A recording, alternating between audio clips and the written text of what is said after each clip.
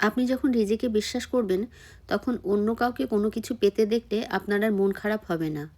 হিংসেও হবে না, আবার আপনি সেটা পাননি বলে আফসোসও হবে না। কোনো কিছু পাওয়ার আকাঙ্ক্ষা হতে পারে, কিন্তু লোভ হবে না, হতাশা আসবে না, ঘৃণাও থাকবে না।